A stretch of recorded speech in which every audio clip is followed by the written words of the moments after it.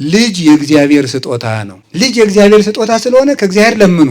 ልጅ ዝም ብሎ ስጠኝ አይባልም። እውነቴን አሁን ልጅ ያልወለዳችሁ ካላችሁ ስጠኝ ብትሉት እግዚአብሔር ይሰጣችኋል። ግድ ስጠኝ ግን አትበሉ። የሚረባ ልጅ ካለ ስጠኝ፣ የማይረባ ከሆነ አትስጠኝ፣ ማህፀኔን ዝጋው ነው የሚባለው። እንደ አሁን በጣም ጨካኝ ትውልድ ነው የመጣ። ይገርማችኋል። ሰው የዘራውን ያንኑ ያጭዳል።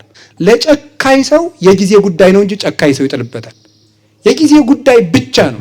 ሰው የእግዚአብሔር እየሆነ ሲሄድ እንስሳት፣ አራዊት፣ ተፈጥሮ ሁሉ ያከብረዋል። እግዚአብሔርን የሚያከብር ሰው ዝናቡ ሁሉ ያከብረዋል። እግዚአብሔርን የማያከብር ሰው ደግሞ ቤተሰቦቹ የማያከብሩት። የሰው ቁስል ይሰማናል። የወንድማችን ብሶት፣ የእህታችን ብሶት፣ የሰው ጭንቀት ይሰማናል። ጨካኝ የክርስቶስ መታወቂያ አይደለም፣ የዲያብሎስ ነው። ጨካኝ ሰው፣ ነፍሰ ገዳይ ሰው እንኳን በወዳጁ በጠላቱ ሞት ደስ የሚለው ሰው እሱ የዲያብሎስ መታወቂያ ነው። ርኅሩህ ሰው ግን የክርስቶስ መታወቂያ ነው። ብፁዓን መሐሪያን የሚራሩ ንዑዳን ክቡራን ናቸው። ለተራበ ቀደው የሚያለብሱ፣ ቆርሰው የሚያጎርሱ፣ ከምግባር ለተቸገረ ሰው ምክር የሚያጎርሱ፣ ሃይማኖት ለቸገረው ሰው ሃይማኖት የሚያበሉ የሚያጠጡ፣ እነዚህ ንዑዳን ክቡራን ናቸው። ለእነዚህ ፍቱርቱ ሥላሴ ርኅራኄን ያደርጉላቸዋል። የቅድስና መሰረቱ የሥነ ምግባር መቆሚያው ዋናው ፋውንዴሽን ምንድን ነው? ትህትና ነው። ትዕቢተኛ ሰው የክርስቶስ ባላጋራ ነው፣ የዲያብሎስ ወዳጅ ነው። ትሁት ሰው ደግሞ የክርስቶስ ነው። ታዛዥ እንሆን፣ እሺ ባይ እንሆን። እምቢ ማለትን መልመድ የለብንም። እግዚአብሔርም ዛሬ ትልቆችም እንዳይሰሙን ትንሾችም እንዳይሰሙን ያደረግን እምቢ ስለምንል ነው መሰል። ማለት ወደ ላይም የሚሰማ የለም፣ ወደ ታችም የሚሰማ የለም።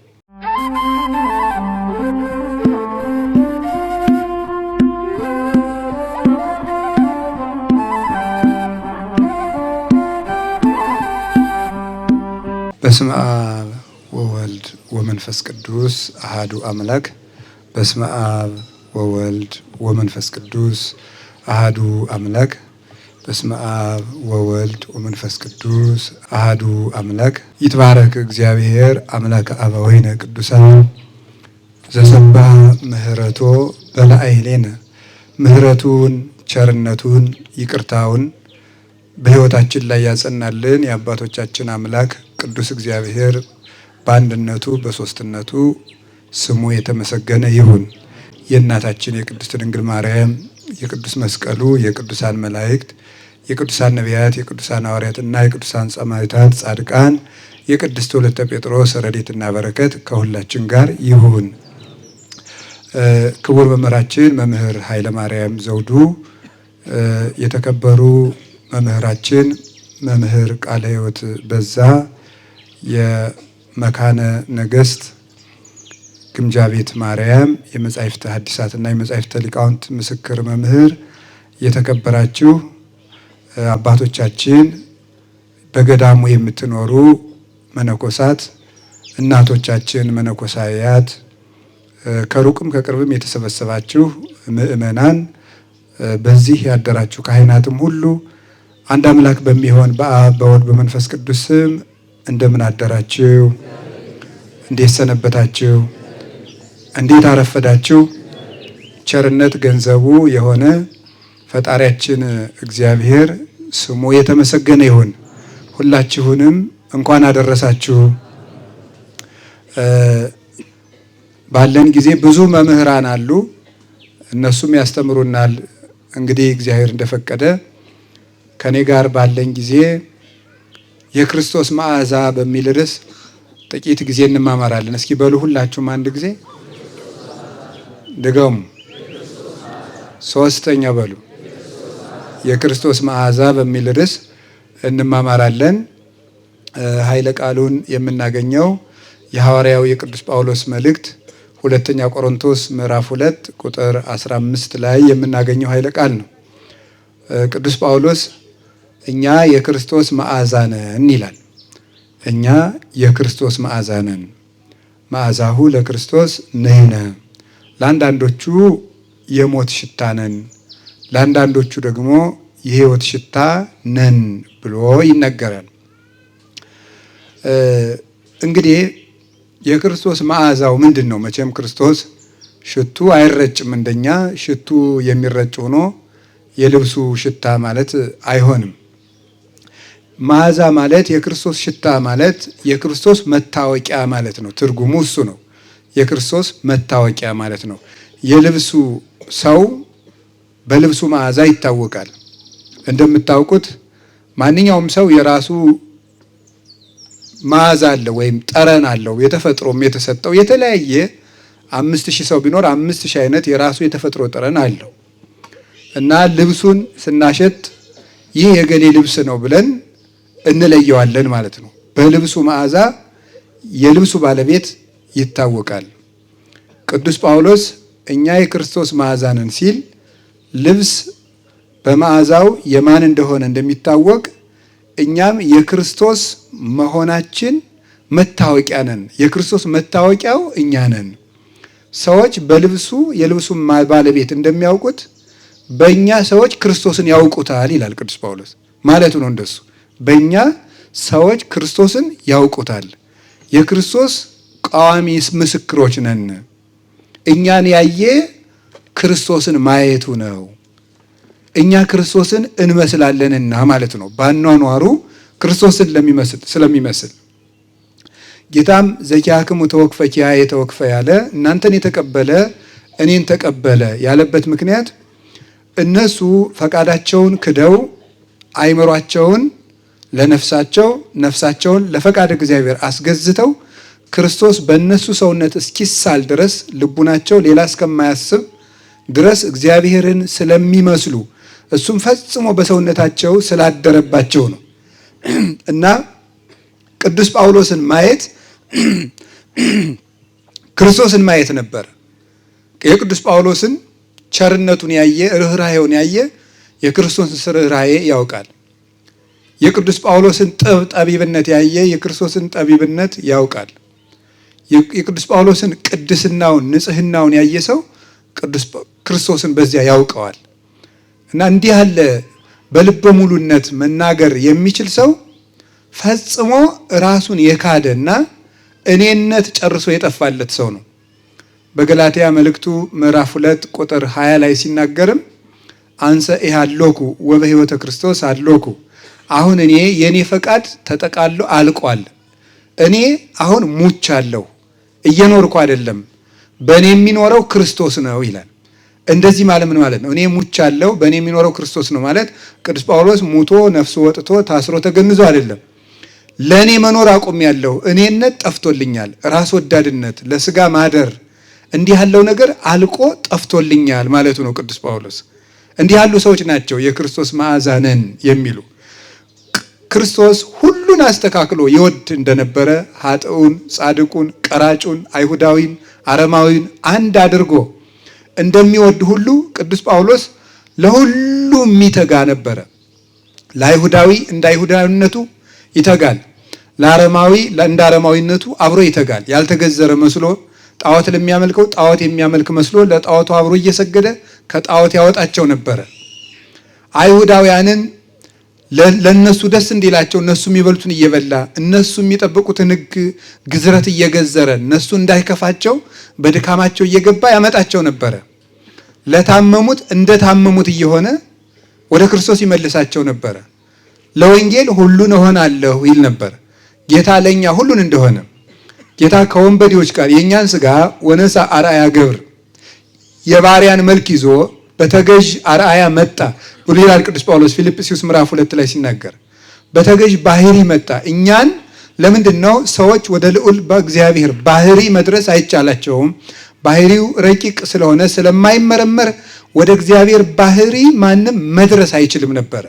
ስለዚህ ሰዎች በዚህ ጨለማ ዓለም ውስጥ እየተደነቃቀፉ በጨለማ የሚሄድ ሰው ሳሩን፣ ቅጠሉን፣ ዛፉን እየቧጠጠ ያገኘውን እየጨበጠ እየወደቀ እየተነሳ እንደሚሄድ የዚህ ዓለም ፍጡር ሁሉ ወደ እግዚአብሔር መድረስ ቢያቅተው ለወንዙ፣ ለገደሉ፣ ለሳሩ፣ ለቅጠሉ፣ ለዛፉ፣ ለድንጋዩ እየሰገደ ሲርመሰመስ ነበረ። ያንን ወደ መለኮታዊ ጸጋ መድረስ ያቃተውን የሰው ልጅ ወደ ራሱ ለመመለስና ለመሳብ በራሱ መልክ ክርስቶስ ተገለጠ። በእኛ መልክ መጣና እሱ የእኛን መልክ ይዞ እኛን ወደ እሱ መልክ ይስበን ዘንድ በእኛ መልክ ነው የመጣው። ተወልደ በአምሳሊከ ከመ ይለድከ በአምሳሊሁ፣ አንተን በአርአያው በአምሳሉ ሊወልድህ እሱ በአንተ አርአያ ተወለደ ይላል አረጋዊ መንፈሳዊ ሲናገር። ቅዱስ አትናቴዎስም ይሄኑ ቃል ይደግመዋል። አንተን እሱን አስመስሎ በጥምቀት ሊወልድህ እሱ ያንተን ሥጋ ለብሶ መጣ ይላል። ስለዚህ እኛ በተፈጥሮ የተሰጠንን በጥንተ ፍጥረት የሰጠንን ያንን አምሳለ እግዚአብሔርነት ትተነው ነበረ። ንግበር ሰብአ በአርአያነ ወበአምሳሊነ ሰውን ባሪያችን በአምሳላችን እንፍጠር ብሎ የሰጠንን መልክ ትተን ምኑ ነበር? አላዋቂዎች እንደ እንስሳት ሆነን ነበረ። ሰው መጀመሪያ ባሪያ እግዚአብሔር ነው የተፈጠረ። ኦሪት ዘፍጥረት ምዕራፍ 1 ቁጥር 26 እንደተማር ነው። ያንን ተወና የሰው ልጅ ወደ አላዋቂነት ወረደ። ምን ይላል? አቅነ የርሶ ለዘይቀንዮሙ ግዛቸው ንዳቸው ተብሎ ለተፈጠሩት ፍጥረታት ራሱን አስገዛ። ሰብእሰ እንዘ ንጉሥ ውእቱ ኢያእመረ ሰው ንጉሥ ነበር አላወቀም ይላል ቅዱስ አትናቴዎስ የቅዱስ ዳዊትን ቃል ይዞ። ሰው ንጉሥ ነበር ራሱን ባሪያ ያደረገ። ሰው ክቡር ነበር ራሱን አዋረደ። እንስሳ እንደሌላቸው ልብ እንደሌላቸው እንደ እንስሳት ሆነ፣ አላዋቂ ሆነ። ከዚያ ሊያወጣው ክርስቶስ የእኛኑ ሥጋ ለብሶ መጣ። ውእቱሰ ኢሃደገነ ወኢመነነነ እሱ ግን እኛን እንደጠፉ ይቅሩ፣ ባህሪያቸው ጎስቋላ ነው፣ ምንጊዜም ፍጡር ይሄው ነው ብሎ ትቶን አልቀረም። አጽነነ ሰማያት ወረደ ልዑል ባህሪውን በትትና ዝቅ አድርጎ እኛን ወዶ አፍቅሮ ኪያነ እኛን ወዶ ወደዚህ ዓለም መጣና የእኛን ሥጋ ለበሰ። ከእንስሳትነት ጠባያችን ለማውጣት በእንስሳ ባህሪ ተገለጠ። በእንስሳት መካከልም ተወለደ። እንደኛ እየተራበ እየተጣማ አደገ። ከዚያ በኋላ እሱ ከፍ ብሎ ተሰቀለ። ከፍ ብሎ በመሰቀል እኛን ወደሱ ይስበን ዘንድ እምከመ ተለአልኩ አነ ስብ ኩሉ ኀቤየ እኛ ወርደን ስለነበረ ወደ እኛ ወርዶ መጣ። ከዚያሳ እኛን ከፍ ያደረገን ዘንድ እሱ ደግሞ ከፍ ብሎ ተሰቀለ፣ አረገ።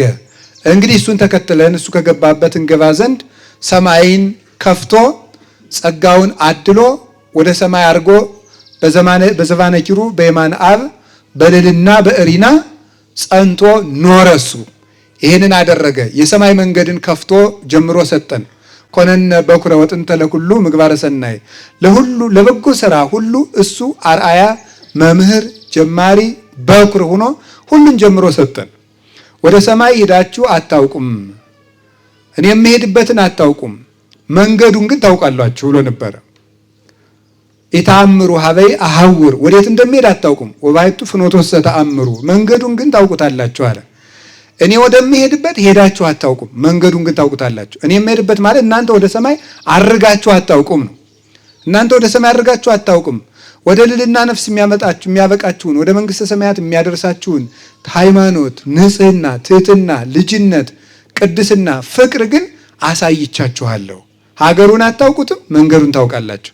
ወደ ሰማይ ሂዳችሁ አታውቁም፣ የሰማይ መንገድ ግን አሳይቻችኋለሁ ብሎ ሁሉን ጀምሮ እንግዲህ ምን አለ? ተማሩ እኔ ስማኔ የዋህ ወትሑት በውስተ ልቤ ከኔ ተማሩ እኔ በልቤ ትሑት ነኝ ከኔ ተማሩ ብሎ አርአያውን ሀደገ ለነ ማይተቦ ብሎ ቅዱስ ጴጥሮስ እንደነገረን አሰረ ፍኖቱን ለእኛ ጀምሮ ሰጠን። ፍለጋውን አሳየን እንድንሄድ። ክርስቶስ በእናንተ ክርስቶስ ሀመ በእንቲአክሙ እናንተ ፍለጋውን ትከተሉ ዘንድ ክርስቶስ ስለ እናንተ መከራን ተቀበለ ይላል ቅዱስ ጴጥሮስ። ያን ፍለጋውን ሰጥቶን ኑ ትልውኒ ብሎ እኔን በግብርም ተከትላችሁ ኑ ብሎ ሁሉን አሳይቶን ወደ ሰማይ አረገ። ከዚያ በኋላ ቅዱሳን ሐዋርያት እሱን መስለው እነሱን ያየ ሁሉ ይሄ ሰው የክርስቶስ ነው ብሎ ያውቀው ነበረ። ታስታውሳላችሁ? የጸሎተ ሐሙስ ዕለት ማታ ቅዱስ ጴጥሮስ በርዶት ሳለ ጌታ ተይዞ ሳለ እሱ በርዶት ከአይሁዳውያን ጋር እሳት ሲሞቅ አንዲት ሴት ሄደችና አንተ ከሱ ጋር አልነበርክም አለችው። ኧረ እኔ አልነበርኩም ሲላት አነጋገርህ ያሳውቅብሃል አለችው። አንተ አይደለሁም ብትልም አነጋገር ይገልጥ እንደሱ አድርገን የምትናገር ነው። አያችሁ፣ የክርስቶስ መዓዛ ነው። ቅዱስ ጴጥሮስ ሲናገር እንደ ክርስቶስ ነው፣ ሲኖሩም እንደ ክርስቶስ ሁለንተናውን አሳድሮባቸዋል። ረድኤቱን፣ ጸጋውን፣ ሀብቱን፣ መልካ ቅድስናውን በህሊናቸው ስሎባቸዋል። እንዳይናወጹ ሆነው የሱ መልኮች ሆነዋል። የክርስቶስ መታወቂያቸው። ጴጥሮስ ሲራራ ያየው ሰው በቃ ክርስቶስን ያየዋል፣ ያሳየዋል። በነፍስ ነው የሚያሳዩት። በቃል በመለፍለፍ ብቻ አይደለም፣ በነፍስ በመልክዓ ነፍስ እንዲያዩ ያደርጋሉ። ዝም ብሎ ትክ ብሎ ያያቸው ሁሉ እግዚአብሔርን ትክ ብሎ ያያል። ብርሃናችሁ በሰው ፊት ይብራ እንዳለ። ምክንያቱም የሚሰብኩት አኮ በሂጣነ ነገር አይደል? ቅዱስ ጳውሎስ አላ ባርእዮ መንፈስ እኔ የምሰብካችሁ በቃላት ድርደራ፣ በነገር ማባበል፣ በንግግር ማሳመር አይደለም፣ ኃይለ መንፈስ ቅዱስን በመግለጥ ነው እንጂ ብሏል ቅዱስ ጳውሎስ። ስለዚህ እንደዚህ እያደረጉ ኃይለ መንፈስ ቅዱስ እየረዳቸው አይምሮን ሁሉ ለእግዚአብሔር እንማርካለን እንዳለ ቅዱስ ጳውሎስ በፍልስፍና የደነደነውን ግሪካዊ አይምሮ ማርኮ ለእግዚአብሔር እጅ እንዲሰጥ እንዲማረክ ማድረግ እንዴት ያለ ኃይል መሰላችሁ! እግዚአብሔር የሚባል ሰምቶ የማያውቅን አይምሮ ማርኮ ለእግዚአብሔር ማስማረክ፣ ዛፉን አምላክ ነው ድንጋዩን አምላክ ነው የሚል ከሞት በኋላ ሕይወት መኖሩን ለማያውቅ ሆዱ አምላኩ ለሆነለት ውሎ አዳሩ ኑሮ ለሆነለት ሰው ያንን ሰው ማርኮ እግዚአብሔር አለ፣ ኩነኔ ገሃነም አለ፣ ጣዕመ መንግስተ ሰማያት አለ ብሎ እንዲያስብ ማድረግ እንዲሁ ይገርማቸዋል እኮ። አሁን ቅዱስ ጴጥሮስ ሮም ሂዶ መጀመሪያ ምንድነው መሰላችሁ? እናንተ የሮም ሰዎች እግዚአብሔር የሚባል አለ፣ እግዚአብሔር መምኑት፣ እግዚአብሔር ማለት አንድም ሶስት ነው እንደዚህ አላለም። ዝም ብሎ ያለም እንደሆነ ታውቃላችሁ? ብፁዓን መሐረያን ያለ ባዶ ሜዳ ገብቶ የሚራሩ ብፁዓን ናቸው አለ።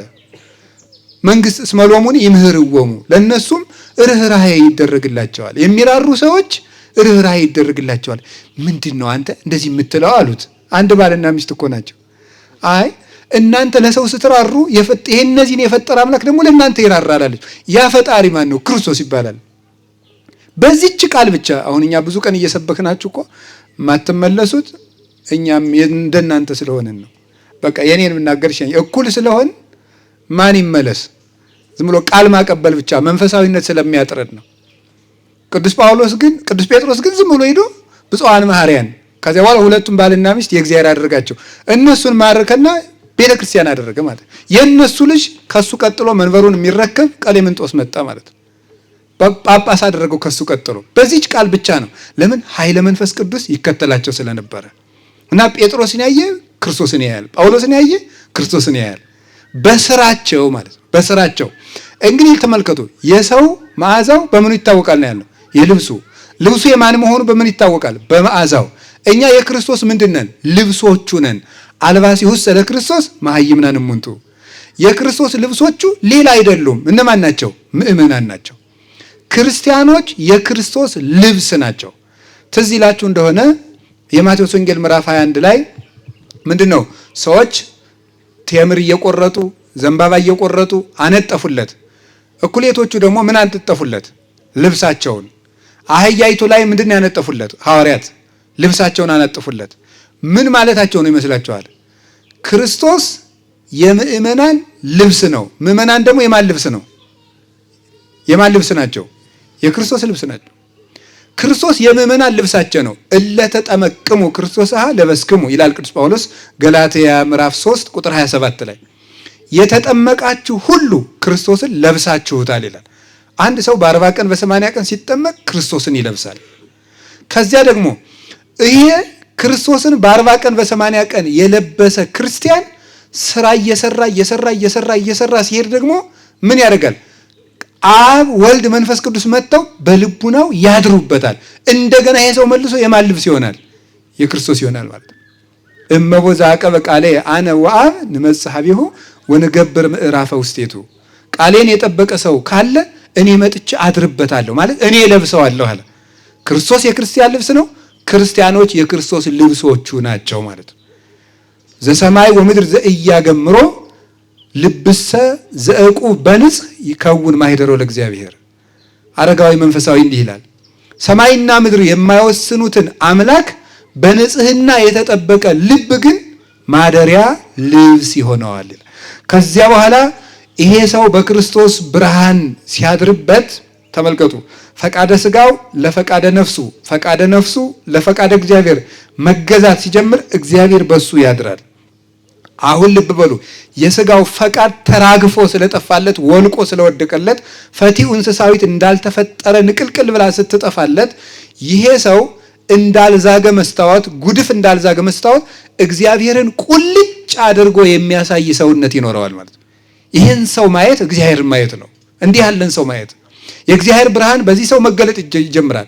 በንግግሩ ይገለጻል፣ በእጁ ይገለጣል፣ በአኗኗሩ ይገለጣል፣ በምክሩ ይገለጣል፣ በትሕትናው ይገለጣል፣ በፍቅሩ ይገለጣል፣ በስጋው ይገለጣል። መጨረሻ ላይ በጨርቁ ጭምር ይገለጣል። ልብሱ አጋንንትን የሚያቃጥል ድዌ የሚፈውስ ይችላል። ሞት የሚፈራው ይላል። ማን እንዳደረገው? የቅዱስ ጳውሎስ ልብስ ሙት እንዳስነሳ፣ የቅዱስ ጳውሎስ ልብስ ሙት እንዳስነሳ። የቅዱስ ጴጥሮስ ጥላው ተመልከቱ። ከዛ በኋላ ይሄንን ሰው በዚህ ሰው ላይ ከዚህ በኋላ የሚታየው ማን ነው? እግዚአብሔር መድኃኔ ዓለም ክርስቶስ ነው የሚታየው። ይሄንን ሰው አጋንንት ሲያዩት ይፈሩታል። ይሄንን ሰው ሰዎች ሲያዩት ያከብሩታል፣ ይሳባሉ። እንደ አባ ጊዮርጊስ ስለዚህ እኮ ነው ምንድነው ይሄ ፍቅርኪ ሰምፔር ብሎ ምንድነው የሚለው? ለዘይርህቆ ይስህቦ መንገላ አሚን ያቀርቦ ከማኪ አልቦ ምክንያተ ድኅን ዘተውህቦ። ፍቅርሽ ሰምፔር ነው፣ የራቀን ምን ይላል ነው የሚለው? ያቀርባል። ሩቅ የሆነውን ሰው ይስበዋል፣ ስቦ ደግሞ ወደ ሃይማኖት ያቀርበዋል። እንዳንቺ ያለ የድህነት ምክንያት የለም። ሰምፔር የሚባለው ዕንቁ እንደ ማግኔት ብረቱን ሁሉ እንደሚስበው ድንግል ማርያም ያንቺ ፍቅር ሰምፔር ነው፣ ማግኔት ነው፣ ዕንቁ ነው፣ እየሳበ ወደ ሃይማኖት ያቀርባል ይላል። ዝም ብለው ሲታዩ አይቶ ብቻ ወደ ሃይማኖት ይሳባል። የእነዚህ ሰዎች ፍቅራቸው ተንኮል የሌለበት፣ ሽንገላ የሌለበት፣ እንክርዳድ የሌለበት ንጹሕ የፍቅር ውሃ ከእንዲህ ያለ ሰው ይቀዳል። እንደ ድንግል ማርያም እሷን የመሰሉ ቅዱሳን ሁሉ ሰውን ወደ እግዚአብሔር ይስባሉ። ያያቸው ሁሉ ይወዳቸዋል። ፍቅራቸው ሳሩን ቅጠሉን ሁሉ ያስከትላል። አባ መቃርስ እኮ የአንድ ሰው ኃጢአት ሰውሮ ሲሄድ ምንድን ነው ያሉት?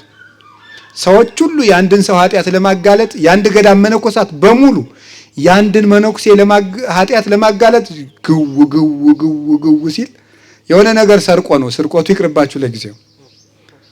የሆነ ነገር ሰርቆ አሁን እጅ ተፍንጭ ይያዛል ብለው መነኮሳት ሁሉ ሲሄዱ ቅዱስ መቃርስ ግን ከሰረቀው ነገር ላይ ሂዶ ተቀመጠበት። ያ ሰውዬ ሰርቆ የሰረቀውን ነገር ገበታ ደፍቶበታል። ከተደፋው ገበታ ላይ ማን ተቀመጠበት? አባ መቃርስ። ውሸታም ሁሉ የት አለ አላቸው። ሂዶ ተቀምጦ ነው።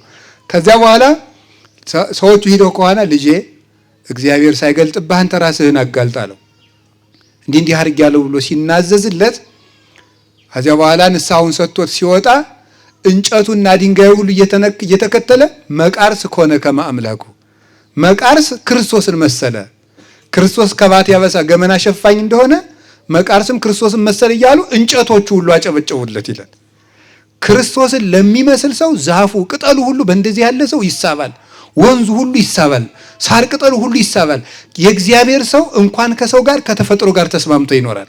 የእግዚአብሔር ሰው እንደዚያ ነው። ፍጥረታት ያውቁታል። ታውቃላችሁ አይደል? አዳም እኮ የእግዚአብሔር ሳለ እንስሳት አራዊት ሁሉ በፍቅሩ ይስባቸው ነበር። እየሄዱ ደህና ነህ አዳም ይሉት ነበር። እንዲህ ከርማል ንጉሳችን ይሉት ነበር። ኋላ ስንጣላ እኮ ነው ይሄ አይጥ ሌላው ቀርቶ እርስ በርሳቸው ሁሉ የተጣሉ። ከዚያ ወዲህ በእንስሳት መካከል እንኳን ጠብ የለም። አዳም እንዲህ እስኪሆን ድረስ ማለት ነው። አንበሳ ሰውን አይነጥቅም፣ ማንንም አይነጥቅም። እግዚአብሔር በሰጣቸው ሀብት ነበረ። ሙቶ እንኳን አውሬ የበለው ወደቃ እንኳን አይገኝም ነበር። አውሬ የበላው አጥንት ጅራት አይገኝም ነበር በዱር አዳም ከእግዚአብሔር ጋር እስከሚጣላ ድረስ። ለዚህ እኮ ነው አቡነ ገብረ መንፈስ ቅዱስ በአንበሳ ሄዱ በነምር ሄዱ፣ አቡነ ሳሙኤል በአንበሳ ሄዱ በነምር ሄዱ የሚባለው ሰው የእግዚአብሔር እየሆነ ሲሄድ እንስሳት አራዊት ተፈጥሮ ሁሉ ያከብረዋል። እግዚአብሔርን የሚያከብር ሰው ዝናቡ ሁሉ ያከብረዋል። እግዚአብሔርን የማያከብር ሰው ደግሞ ቤተሰቦቹ የማያከብሩት። እግዚአብሔርን ማክበር እንደዚሁና እኛ የክርስቶስ መታወቂያ ሆነን ያለ ቅዱስ ጳውሎስ ነው። እንግዲህ ይህንን ያልኳችሁ ሰው በስራው የክርስቶስ መታወቂያ ይሆናል። እኛ አሁን ክርስቲያኖች ነን። እስቲ ክርስቲያኖች ነን በሉ። ክርስቲያኖች መሆናችን የሚታወቀው በምንድን ነው? ንገሩኝ እንጂ የንጉሥ ወታደሮች የማን መታወቂያ ናቸው? አቤት የንጉሥ አይደለም እንዴ? የንጉሥ መታወቂያ ናቸው። አስቀድመው የንጉሱ የክቡር ዘበኞች ከመጡ ማን እየመጣ ነው ማለት ነው? ንጉሱ መጣ ማለት። እኛ የማን መታወቂያ ነን? የእግዚአብሔር የክርስቶስ መታወቂያ ነን ማለት። እንደዚህ አስባችሁ ታውቃላችሁ? እንረሳዋለን ደግሞ መልሶ። ድሮ አሁን የክቡር ዘበኛ የሚባል አለ። የዛሬ ምን እንደሚባል እኔ አላውቅም። በታሪክ ስላነበብኩ የአፄ ኃይለ ሥላሴ አሁን ክቡር ዘበኛ የሚባሉ አሉ። እነሱ ከተንቀሳቀሱ ያው ጃንሆይ መጥተዋል ማለት ነው። መታወቂያ ናቸው እነሱ ማለት ነው። ደግሞ የዛሬ ደግሞ ዘመን መጠሪያ ይኖረዋል። እኔ ስላላነበብኩ ነው፣ እናንተ ታውቁት ይሆናል።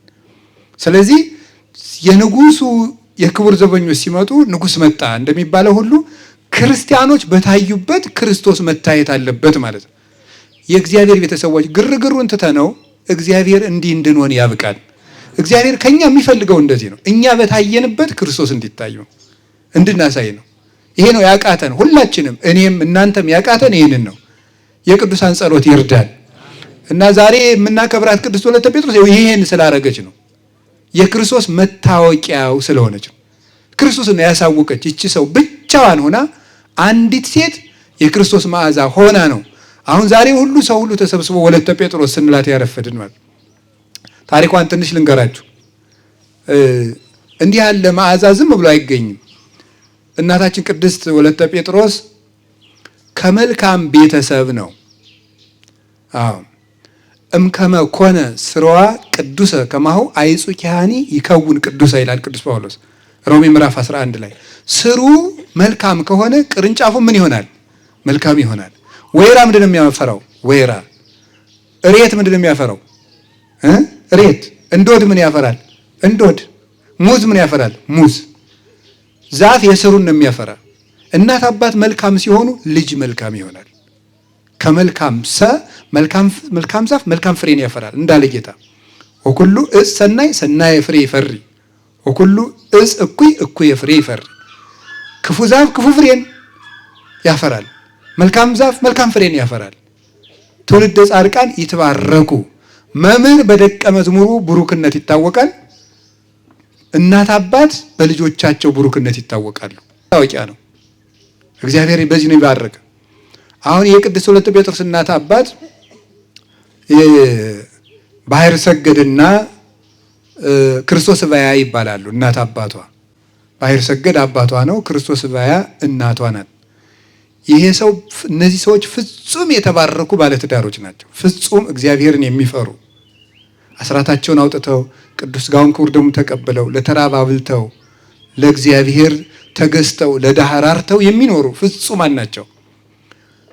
በፍልሰታ ይሄ ሰው ባህር ሰገድ እዚህ እየመጣ ሱባኤ ያሳልፍ ነበር። እዚህ ገዳም ማለት ነው። ይሄ ገዳም ከቅድስት ወለተ ጴጥሮስ በፊት ገዳም ነበረ። እዚህ ገዳም እየመጣ ፍልሰታን ያሳልፋል። ከዚያ በኋላ ሲጨርስ ደግሞ ምን ያገኛል? ነሐሴ 16 ሲሆን የእመቤታችን እርገቷን ፍጹም ድግስ ደግሶ ለድሃ ያበላል እና አንድ ጊዜ እዚሁ ገዳም መጥቶ ፍልሰታን አሳልፎ የእመቤታችንን ዝክር የሚዘክርበት ያጣል እና ሲያጣ ወደ እግዚአብሔር ለምን እንዴት የእመቤታችን ዝክር ስምሽን ለልጅ ልጅ ይነግራሉ ተብሎ ተነግሮ ሲያበቃ ወይ ዘክሩ ስመኪ በኩሉ ትውልድ ተብሎ ተነግሮ እንዴት የሷ ስም ይዘነጋል ብሎ ቀንቶ ለእግዚአብሔር ሲያለቅስ እዚሁ ባህር ውስጥ እዚሁ ጣና ውስጥ አሳ ሲያጠምድ የተጠመደው አሳ ውስጥ የዕንቁ የወርቅ ቀለበት ያገኛል። ያንን ሽጦ ምን አደረገ? የእመቤታችን ዝክር ዘከረ። ያን አደረገና በዚያው የተባረከች ልጅ ስጭኝ እያለ ይለምን ነበር። እመቤታችን ከእግዚአብሔር ተማልዳ ጸልያ እንድታሰጠው ነው። በህልም ምን አየ? ፀሐይ በሚስቱ ማህፀን ስታድር አየ። ከዚያ በኋላ አንድ የበቃ መነኩሴም ይሄንን ነገረው። ይሄን ሄዶ ለባለቤቱ ሲነግራት አንተ አይተህማን ያልቀርም ብላ ደግሞ እሷም ሱባኤ ገባች። ሁለቱም ገቡ። በአንደኛው ሱባኤ ዝም አላቸው፣ በሁለተኛው ሱባኤ ይሄ ምስጢር ተገለጠላቸው። ከዚያ በኋላ እናታችን ቅድስት ወለተ ጴጥሮስ በእርግጥም ተጸነሰች፣ ተወለደች። የተወለደች ጊዜ ተወለደች ብለው ሲነግሩት እሱ ፍጹም ስስት ያዘው። ሄጄ ይችን ልጅማ ስማት አለው አቅፌ አለ። ኧረ ተው ገና እንደው ከደሟ የተወለደች ዕለት ሁለንተናዋ ደው ነው። እኔ የማየውን እናንተ አታዩም፣ እኔ የማውቀውን እናንተ አታውቁም ብሎ ሳማት። አንቺን የፈጠረሽ እግዚአብሔር የተመሰገነ ይሁን፣ ልጄ በክብር ያሳድግሽ፣ እግዚአብሔር ጸጋ ይደርብሽ ብሎ መረቃት። እንግዲህ በዚያውም ልጅ የእግዚአብሔር ስጦታ ነው። ልጅ የማን ስጦታ ነው? ንገሩኝ እንጂ። የእግዚአብሔር ስጦታ ነው። አንደኛው ልጅ የእግዚአብሔር ስጦታ ስለሆነ ከእግዚአብሔር ለምኑ፣ እግዚአብሔር ለምኑ። ደግሞ ይሄ ገዳም ልጅ ይሰጣል ነው። በዚያው የምነግራችሁ አልሰጠም፣ ሰጥቷል። ንገሩኝ እንጂ ማንን ነው የሰጠ? ቅዱስ ወለተ ጴጥሮስ ቀላል ገዳም አይደለም። ልጅ ሰጠ በጸሎት። ይሄ ቦታም እኮ ብሩክ ሲሆን በረከት ያስገኛል። ከዚህ ገዳም ልጅ ተገኘች። ልጅቱ ደግሞ መልሳ የማን እናት ሆነች? የገዳሙ እናት ሆነች ማለት ነው። የወለዱት ይወልዳል ማለት ይሄ ነው። እሷ ራሷ ከገዳሙ በረከት የተገኘች ናት። መልሳ ደግሞ የገዳሙ እናት ናት። እሷ ተገኘች፣ አደገች። አባቷ እሷን ከዙፋን ላይ አስቀምጦ ሰይፉን ይዞ ነገስታትን ሰራዊቶቻቸው ሁለት እግራቸውን ገጠም አድርገው ቆመው እጅ እንደሚሰጧቸው አይታችኋል። ፖሊስ ሰላምታ ሲሰጥ አይታችኋል። እኔ አይቼ አውቃለሁ፣ ግን መንገድ ለመንገድ ግን እንዴት እንደሚሰጡ አላሳይም። እኔ ወታደር ስላልሆንኩ ማለት ነው። ግን በመንገድም አይቻቸው አውቃለሁ። እንደዚያ እያደረገ ይሰጣት ነበረ። ለሕፃኒት እኮ ነው። ከገና በእግሯ ሳትሄድ አስቀምጦ ከዙፋን ላይ እንደ ወታደር ሰላም ይሰጣታል። ለምን? የኔ ልጅ ንግስት ናት ብሎ ማለት ነው። እንደዛ አድርጎ በፊቷ ንጉሱን ሰራዊቱ እንደሚያጫውቱት ያጫውታት ነበረ። ከዚያ በኋላ ስታድግ ሀገራቸው ደዋሮ ፈጠጋር ነው፣ ሸዋ ነው አይደለም? ይሄ ከዚያ ነው የሚነሳው የተወለደችው። ከዚያ መጥቶ ተወለደች። አካለ መጠን ስታደርስ በስርዓት አሳድገው በክብር አሳድገው ስዕለ ክርስቶስ ለሚባል ሰው ስማዳ ውስጥ ላለ ሰው አጋቡት። እዚያ ስትኖር ልጅ ጸነሰች። ልጅ ስትጸንስ ጌታዬ ኢየሱስ ክርስቶስ ሆይ ይሄ ልጅ ላንተ አድጎ የማያገለግል ከሆነ ግደለው ብላ ጸለየች። እንዴት ያለች የሃይማኖት ጀግና መሰለች። ስሟን ወለተ ጴጥሮስ አሏት። በቅዱስ ጴጥሮስና በቅዱስ ጳውሎስ ስም ማለት የቅዱስ ጴጥሮስ ልጅ ብለዋታል። ይሄ ልጅ የማያገለግል ከሆነ ግደለው አለች። ሞተ። ኋላም ቆይቶ ተበላሽቶ ሲኦል ከሚገባ ሳይበላሽ ይሙት ብላ ነው። እውነተኛ እናት ማለት ይሄ ነው ማለት ነው። ልጅ ዝም ብሎ ስጠኝ አይባልም። እውነቴን አሁን ልጅ አልወለዳችሁ ካላችሁ ስጠኝ ብትሉት እግዚአብሔር ይሰጣችኋል። ግድ ስጠኝ ግን አትበሉ። የሚረባ ልጅ ካለ ስጠኝ፣ የማይረባ ከሆነ አትስጠኝ፣ ማህፀኔን ዝጋው ነው የሚባለው። እንዲያውም እናታችን እግዚአብሔር አቡነ ተክለ ሃይማኖት እናትም እንዲህ ብላ ነው የጸለየች። አንተን የማያገለግል ልጅ ከሆነ ማህፀኔን ዝጋው። ቅድስት ወለተ ጴጥሮስ ደግሞ ቆይቶ የማያገለግል ልጅ ከሆነ ግደለው፣ ሞተ። ሁለተኛም ጸለየች፣ ተወለደው። ክርስትና እየተነሱ ነው ደግሞ የሚሞቱ። ክርስትና ታስነሳና ይሞታሉ፣ ክርስትና ታስነሳና ይሞታሉ። እንዲህ እያደረገች ኖረች። ከዚህ በኋላ እዚያ ባለትዳር ሆና በቆየችበት ጊዜ እንደ ክርስቶስ ለጋስ ነበረች። እንደ ክርስቶስ ለሁሉ እንደሚሰጥ ለጋስ። አንድ ነገር ልንገራችሁ የእግዚአብሔር ቤተሰቦች፣ የእግዚአብሔር የመጀመሪያ ስራው ምን ይመስላችኋል? መስጠት ነው። የእግዚአብሔር የመጀመሪያ ስራው ምንድን ነው? ንገሩኝ እንጂ። መስጠት። ሰማይና ምድርን ሰጠ ማለት ነው። ሰጠ። ከዚያሳ ለምድር ጽጌያትን ሰጠ። ለነዚህ ደግሞ ለጠፈር ደግሞ ምን አደረገ? ከዋክብትን ጌጥ አድርጎ ሰጠ። ለሰው ደግሞ ዘላለማዊ ሕይወትን ሰጠ። በመስጠት ነው እግዚአብሔር ስራውን የጀመረ። ሰማይና ምድር ራሳቸው ስጦታ ናቸው። የእግዚአብሔር የመጀመሪያ ስራው ስጦታ ነው። የሚሰጥ ሰው እግዚአብሔርን ይመስለዋል። ቅድስት ወለተ ጴጥሮስ በስጦታዋ እግዚአብሔርን የምትመስል ለጋስ ነበረች። በሙሉ ካህናት ማህሌት በቆሙ ቁጥር ደግሳ የምታበላ ነበረች። እና ሰራተኛዋ በድሮ አነጋገር ገረድ የሚባለው ሰራተኛዋ ይሄ ቄስ ይህን ቄስ ማብላት ሰለቸኝ አለች። አንዳንድ ሰው የሌለ ምን አባቱን እዚህ ጠምጥሞ እየመጣ ይበላል የሚል ሰው አይጠፋም ማለት ነው።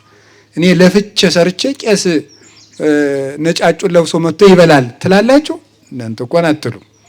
እና ምን አደረገች መሰላችሁ? ቅድስት ወለተ ያውን የካህናትን ሆድም ይገመግማል። ነውር ነው በእውነት። በተለይ ምእመናን ሰታችሁ አትገምግሙ፣ አብልታችሁ አትገምግሙ። ማስከርም ያለመዳችሁ እኮ እናንተ ናችሁ። መጠጥ ይለው ቄሱ አይውቶት የማያውቀው መጠጥ ያስለመዳችሁ እናንተ። ድሮ ጠላ ብቻ የሚያውቀውን ቢራ አስለመዳችሁት። ቢራ ብቻ የሚያውቀውን እኔ ስለማላውቀው ንገሩኝ፣ ምን አስለመዳችሁት? ቀጥሉ። እሱን ብቻ የሚያውቀውን ምን አስለመዳችሁት? ይኸው ከዚያ በኋላ ቄስ ግብረ ሰላም ሁሉ መርጦ እንዲሄድ አደረጋችሁት ማለት ነው። ይሄ ከእናንተና ቤት የሚቀርበው እንትን ነው እንዲል አደረጋችሁት። ያበላሻችሁን እኮ እናንተው ናችሁ። ቄስ ቢበላም እንደው ዞር ብላችሁ አትዩት። እመቤቴን አቅርባችሁ ዞርን ማለት ነው። አይን እያያችሁ አንዳንዶቻችሁማ ፎቶ ደግሞ እንዴ ነውር አይደለም እንዴ? ነውር እንዴ? እኔ አሁን የፎቶ ብታነሱ አልበላም እንጨነቀብኝ። እኔ ፎቶ የምነሳ አባ ጸሎተኛ ናቸው ቢሉኝ እንደ ስጸልይ ቢያነሱ ደስ ይለኛል፣ ባልሆንም ቢሆን ማለት ነው።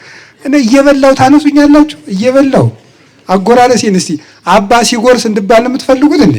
አቤት አጎራረስ እንዴት አድርጎ ዋጣው እንድባል ነው ፎቶ የምታነሱኝ? ካህናት ለካህናት አቅርቦ ዞር ነው የሚባለው እንጂ ዝም ብሎ ካህናትን ቁጭ ብሎ አይነን እያዩ ዝም ብሎ አቤት ይሄ ዋጮ ቄስ እያላችሁ ባታበሉ ይሻላል ማለት ነው። እንደገና ደግሞ መገምገም እንዴ እውነቴን ነው። ጥረው ግረው እኮ ነው። እስቲ ቁማችሁ አድራችሁ ቁማችሁ ዋሉ። እስቲ እውነቴን ነው ይሆንላችኋል። እየጮሁ ማደር እናንተ ስንት ሰዓት ነው እንደው ሰዓታት ስትሄዱ ጽጌ ሄዳችሁ ስታድሩ እስቲ ዝም ብላችሁ ቁማችሁ እስቲ ደሩ እንደነሱ ቁማችሁ ዝም ብላችሁ እስቲ አንጉት ትችላላችሁ? እናንተ እኮ እያረፋችሁ ሐወረ በኋላ ለለለለ እያላችሁ ነው እኮ እናንተ አረፍ እያላችሁ እየቆያችሁ ማለት ነው። እነሱ ጎረፍት የላቸውም። እና ቅዱስ ወለተ ጴጥሮስ ምን አደረገች መሰላችሁ? ሰራተኛዋ ካህናትን ስትሰለችባቸው ወስዳ ሌሊት ሰዓታቱንና ማህሌቱን አሳየቻት። አየሽ እነዚህ እንደዚህ ሲሉ ነው የሚያድሩ አለቻት። ይቅር በለኝ መድኃኔዓለም ብላ ተመለሰች ሰራተኛቱ። እንደዚህ ብለው የሚለፉትን ነው እንዲህ አድርጌ በሉ ጠጡ ብዬ የምመረራቸው ከዚህ በኋላ በደስታ አገለግላለሁ አለች። በደስታ እያገለገለች እየዘከረች እያበላች እያጠጣች ቆል መጨረሻ ላይ ልቧ በፍቅረ ክርስቶስ ተነደፈ። እኔ እንደው ጌታዬ ብትፈቅድልኝስ በምንኩስና መኖር እወድ ነበር ብላ ለመነች። እንዲህ ስትለምን ማን ይወስደኛል አዳ እያለች ስትለምን 3 መነኮሳት በዚህ ያለፉ። እዚያ በኋላ ይዘዋት መጡ። ወደ ዘጌ ገዳም ይዘዋት መጡ። ወደ ዘጌ ገዳም መጣ። ራሷን ላጭተው የቆብ ልብስ አለበሷት። አልብሰዋት ሲያበቃ ስለ ክርስቶስ ባሏ መነኮሳት ይዘዋት ሄደዋል። ዘጌ ነው ያለች ሲባል መጥቶ የአካባቢውን ሰው በሙሉ በዚህ በባህር ዳር ዙሪያ ያለውን በሙሉ ፈጀው በዱላ ሚስቱን አምጡ እያለ። እንዲያ ሲፈጅ ምን ይደረጋል እባክሽን ሰው ሁሉ በአንቺ ምክንያት አይለቅ፣ አንቺ ተመልሰሽ ሂጂ ብለው ማለዷት መነኮሳቱ። እንዴት ብዬ ነው እንግዲህ ከዚህ በኋላ ወደ ክርስቶስ ከወጡ በኋላ ከሱ ጋር የምኖር ሲባል አይኔ አላስቀይማትም ብቻ አብራኝ ትኖር እንጂ አልደርስባትም አለ። ምሉ አልኳል አይኔ ሰውየውን አላምነው ውሸታም ነው አለች። ግድ የለሽም ተብላ ክርስቶስም እኮ ለሰው ቤዛ ሆኖ ነው የሞተ፣ በአንቺ ምክንያት ሰው ይለቅ ሲሏት ምን አረጋለሁ ብላ ሄደች። አብራ ሳራን ከአቤሜሌክ እጅ የጠበቅክ አምላክ፣ ከፈርዖን እጅ የጠበቅክ አምላክ፣ ርብቃን ከአቤሜሌክ እጅ የጠበቅክ አምላክ እኔንም ከዚህ ሰው ጠበቀኝ ምንኩስና እንዳይበላሽ እያለች ወደ ባሏ ሄደች። እንዴት ያለ እምነት እንዳለ ተመልከቱ ማለት ነው። ከዚያ በኋላ ሂዶ እሱም ሃይማኖቱን ካደና ካቶሊክ ሆነ። እንግዲህ የኢትዮጵያ ኦርቶዶክስ ተዋሕዶ ቤተክርስቲያን ከደረሰባት ፈተናዎች አንዱ 16ኛው ክፍለ ዘመን በጎንደር ዘመነ መንግስት የደረሰባት ፈተና ነው። አንዱ ፈተና ነው። ያም ያደረሰባት ጎንደር ንጉስ የነበረው አጼ ሱስንዮስ ወደ ካቶሊክ እምነት ራሱን ስለቀየረ ነው፣ ለወጠ። በዚያ ብዙ ፈተና ተፈትናለች። የቅድስት ወለተ ጴጥሮስ ባሏም ካቶሊክ ሆነ። እሷም በዚህ እያዘነች እዚያም ስትኖር ሰውነቷን አትጠብቅ፣ ሽቱ አትቀባ፣ ራሷን አትንከባከብ፣ ጥሩ ልብስ አትለብስ፣ ራሷን ጣለች። ከዚህ በኋላ አይ እንግዲህ እንዲህ ከሆነ እኔ ምን አረጋለሁ እንግዲህ ብሎ ሂጅ በቃ አላት። እንዲህ ከሆነ ራስሽን ከጣልሽ ማለት እኔ ምን ትሆኛለሽ ብሎ ሰደዳት። ወዲያው በእግሯ ስትጓዝ ሌሊቱም ሙሉ ከስማዳ ተነስታ ሮቢት ባታ ባህር ዳር ወጣ ብላ ያለችውን ታውቋታላችሁ። እዚያች ደርሳ ተሳልማ አደረች። ያን ጊዜም ያቺ ቤተክርስቲያን ታላቅ ቤተክርስቲያን ነበረች። ሮቢት ባታ እዚያ አደረችና አንዲት ብቻዋን የምትኖር ሰው ነበረች። እዚያ ተጠግታ ሱባ ያዘች። ከዚያ በኋላ አንዲት ደግሞ ፍቅርተ ክርስቶስ የምትባል ሌላ ሴት መታ እንደሷ በንጽህና የምትኖር ነበረች። አንድ አባት ሂዶ ነይ አብራችሁ ኑሩ ብሎ አመጣላት። እዚያ ስትጋደል ኖረች። እንዲህ እያለች በተጋድሎ ሳለች ንጉሱ አጼ ሱስንዮስ ሃይማኖቱን ወደ ካቶሊክነት እንደለወጠ ሰማች። ያን ጊዜ ቅድስት ወለተ ጴጥሮስ ከአባቶቿ የተማረችውን ሃይማኖት እየዞረች ለኢትዮጵያ ምእመናን ማስተማር ጀመረች። ሃይማኖታችን ተዋህዶ ነው፣ እሱ ያለው ንጉሱ ያለው ውሸቱን ነው። እንዲያውም ሃይማኖቱን ከለወጠ ድሮ የንጉሱ ስም በቅዳሴ ጊዜ እየተጠራ ይጸለይለት ነበር። የንጉሱን ስም በቅዳሴ ጊዜ እንዳትጠሩ፣ ጳጳሱን ከገደለ አቡነ ስምዖንን በዛ ጊዜ የነበረውን ሊቀ ጳጳስ ከገደለ ተዋህዶ ነው ብሎ ሃይማኖቱን ከለወጠ እሱ በኦርቶዶክሳዊት ቤተክርስቲያን ስሙ ሊጠራ አይገባም እያለች ማስተማር ጀመረች። ቅድስት ወለተ ጴጥሮስ እንደው እንደ ተራ መነኩሴ ብቻ አይደለችም። አንድ ክፍለ ዘመን ላይ ቤተክርስቲያንን ያሻገረች ቅድስት እናት ናት። የሃይማኖት ድልድይ ነበረች። የዛን ጊዜ ህዝቡን እየጠበቀች ከነ ቅድስት ፍቅርተ ክርስቶስ ጋር ጻድቁ አቡነ ሐራ ድንግልም በዚያው ጊዜ ነው የነበሩ። እነዚህ ቅድስት ቤተክርስቲያንን ያሻገሩ ቅዱሳን ናቸው። እናታችን ቅድስት ወለተ ጴጥሮስ እንዲያ እያለች ታስተምር፣ ንጉሱ ሰማ። ከዛ በኋላ ቅድስት ወለተ ጴጥሮስ ተገዳ ሄደች ከንጉሱ ፊት ክርስቶስ ከጲላጦስ ፊት እውነትን ይዞ እንደቆመ እሷም ደግሞ እውነትን ይዛ ከንጉሱ ፊት ቀጥ ብላ ጎንደር ተጠርታ ሄደችና ንጉሱን ተሳድባለች የሚል ነው ክሱ። ፖለቲካ እኮ ከባድ ነገር ነው። አሁን እሷ ንጉሱን ተሳድባለች? አልተሳደበችም። የንጉሱ ስም በቤተ ክርስቲያን ሊጠራ አይገባውም። ለምን? ቤተ ክርስቲያን ውስጥ ሊጠራ የሚገባው ኦርቶዶክስ እስከሆነ ድረስ ነው። ኦርቶዶክስ ካልሆነ ደግሞ እንደ ማንኛውም አሕዛብ ይጸለይለታል። በቃ እንደ ማንኛውም ሃይማኖት እንደሌለው ሰው እንጂ ስሙ ተጠርቶ የሚጸለይ ግን ኦርቶዶክስ ከሆነ ነው። ኦርቶዶክስ ካልሆነ ግን ስሙ ሳይጠራ እንደ ማንኛውም ፍጥረት ይጸለይለታል። እንኳን ለሌላ ቤተክርስቲያን ለዝናቡ፣ ለሳሩ፣ ለቅጠሉ ሁሉ ትጸልይ የለም እንዴ? ትጸልያለች። ለውሃው ትጸልያለች። እንኳን ለተፈጠረ ፍጥረት አይገባውም ማለት። እዛ ንጉሱን ተሳድባለች ተብሎ ተለውጦ የፖለቲካ ክስ ሆኖ ቀረበ። እሷ ምን አለች? አይ ንጉሱን ተሳድበሻል ተባለች። ንጉሱን አልሰደብኩም፣ ሃይማኖቴ ግን ኦርቶዶክስ ነው አለች። ይሄ ምን ማለት ነው? መልሶ ስድብ ነው ለንጉሱ እኮ ዞሮ ማለት። ንጉሱን አልሰደብኩም፣ ሃይማኖቴ ግን ኦርቶዶክስ ነው አለች። ከዚያ በኋላ ሊገላት ተናደደ። ንጉሱ ሊገላት ሲናደድ እሷ መሞት ፈልጋ ነው ሄደችው። ጌታ ምን ብሎ ነበረ? በሰው ፊት ያፈረብኝን በአባቴ ፊት አፍርበታለሁ ብሎ ነበረ። ስለዚህ ለሃይማኖቴ ሞታለሁ ብላ ክርስቶስ በዕለተ ዓርብ ከጲላጦስ ፊት የዋለውን ውሎ ልትውል የክርስቶስ መዓዛ ሆና ሄደች እሱ ፊት። ሊገላት ሲል እግዚአብሔር ግን በሰማዕትነት እንድትሞት አልፈለገም ቅድስት ወለተ ጴጥሮስን። በምንድነው? በምንኩስና ብዙ የምትወልዳቸው መነኮሳት ስላሉ ሕይወቷ ምንኩስና እንጂ ሰማዕትነት ስላልነበረ ምን አደረገ? መካሪዎች በሉ እስከሚገላት ድረስ እንዴት አድርጌ እንደምገላት ምከሩኝ ሲል መካሪዎች ምን ይሎታል? አይ የለም ይቺ ሴትዮ ሸዋ ብዙ ወገን አላት፣ ከብዙ ባላባት የተወለደች ናት። እሷን ብትገድል አጠቃላይ የሸዋ ግዛትን አጣ ማለት ነው። ህዝቡ በሙሉ ይነሳብሃል። እኔ ይቺም ዝም ብላ ምንም አትረባም፣ ዝም ብለህ ስደዳት አሉት። እንደዚህ ያደረገ ማን ነው? ንገሩኝ እንጂ እግዚአብሔር ነው። በጠላቶቿ ምክር በጎ ምክር ተመክሮላት ወጣች። ከዛ በኋላ ተመልሳ መምህራኑን አይዟችሁ፣ የፈራውን መምህር አይዞህ አትፍራ፣ ሃይማኖት ተዋህዶ ነው፣ መሞት ካለብህ ሙት። የንጉሱን ስም ደግሞ መልሳ ወጣ በቅዳሴ እንዳጠሩ ሃይማኖታችን ተዋህዶ ነው እያለች እየዞረች ሃይማኖትን አስተምራ ህዝቡን የጠበቀች ወለተ ጴጥሮስ የተባለች ዝም ብሎ እንዳይመስላችሁ ትርጉም አለው። ቅዱስ ጴጥሮስ የበጎች ምንድን ነው? እረኛ። ጌታችን ኢየሱስ ክርስቶስ ለቅዱስ ወለተ ጴጥሮስ የሰጣት ቃል ኪዳን የጥበቃ ቃል ኪዳን ነው። ጴጥሮስ በጎችን እንዲጠብቅ አንቺ ባለሽበት ቦታ ሁሉ ጠብቂ ብሎ ስም ሰጥቷታል። እንድትጠብቅ የቅዱስ ወለተ ጴጥሮስ ልክ ለአቡነ ተክለ ሃይማኖት እስከ 15 ትውልድ፣ ለአቡነ ገብረ መንፈስ ቅዱስ፣ ለቅዱስ ቄርቆስ፣ ለቅዱስ ዮሐንስ መጥምቅ እንደተሰጠ የቅዱስ ወለተ ጴጥሮስ አንዱ ቃል ኪዳኗ የጥበቃ ቃል ኪዳን ነው። የምንድን ነው? ንገሩኝ እንጂ።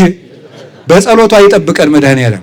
ቅዱስ ወለተ ጴጥሮስን የተማጸናት የጸለየ ገዳሟን የረገጠ ተስሎ የሄደ ሰው እግዚአብሔር ይጠብቀዋል። እውነቴንም ነግራችሁ መልኳን ብትደግሙ ገድሏን ብታነቡ እግዚአብሔር ይጠብቃቸዋል። ቅዱስ ጴጥሮስ በጎችን ጠብቅ እንደተባለ አንቺም የጴጥሮስ ልጅ ነሽና በጎችን ጠብቂ። በርግብ አምሳል በብርሌ አንጻር ባለ በውድ ዕቃ አንጻር 3 ዕቃ መጣና እነዚህ እንዳይሰበሩ ጠብቂልኝ ነው ያላት። ምንድናቸው እነዚህ ጌታዬ ስትለው እነዚህ በጎች ናቸው፣ እነዚህን ጠብቂ ብሏት ነበረ። ከዚያ በኋላ ቅዱስ ወለተ ጴጥሮስ በጎቿን እየጠበቀች መናንያንን እያስከተለች ክርስቶስን ትመስለው ነበረ። ክርስቶስን ከመሰለችባቸው 1 2 3 ነገሮች ልናገርና ወደ ቅዳሴያችን እንድንሄድ። አንደኛ ቅዱስ ወለተ ጴጥሮስ ክርስቶስን የምትመስልበት አንዱ ቅድም እንዳልኳችሁ ርኅራኄዋ ነው። ፍጹም ርኅርኅት ነበረች። ልቧ ርኅሩህ ነው። ጨካኝ የክርስቶስ መታወቂያ አይደለም፣ የዲያብሎስ ነው። ጨካኝ ሰው፣ ነፍሰ ገዳይ ሰው እንኳን በወዳጁ በጠላቱ ሞት ደስ የሚለው ሰው እሱ የዲያብሎስ መታወቂያ ነው። ርኅሩህ ሰው ግን የማን መታወቂያ ነው? የክርስቶስ መታወቂያ ነው። ቅድስት ወለተ ጴጥሮስ ፍጹም ርኅሩህት ነበረች። መነኮሳትን ሰብስባ በኖረችበት ጊዜ አንዲቱ ከመነኮሳያት አንዷ ምን አለች?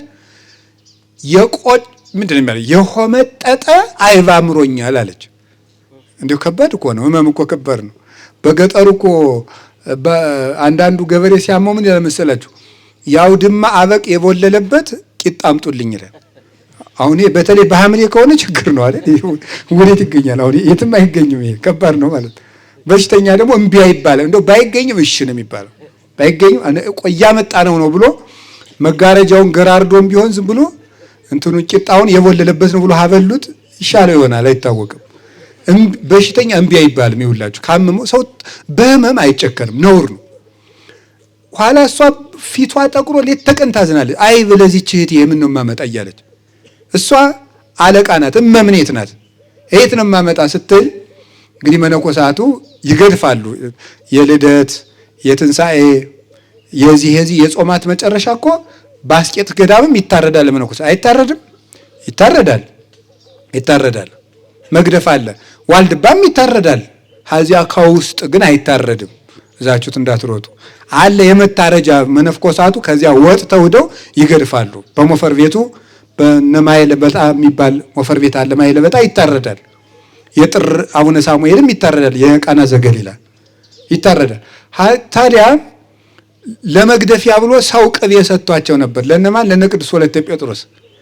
ቅድስት ወለተ ጴጥሮስ ለዚህች ሴት እንዲያው ለዚህች እህቴ አይብ እያለች ከምትሞት አይብ ከምናምን ባመጣውላት ብላ ስትጨነቅ እግዚአብሔር ግማሹን ቅቤ አይብ አረገላት።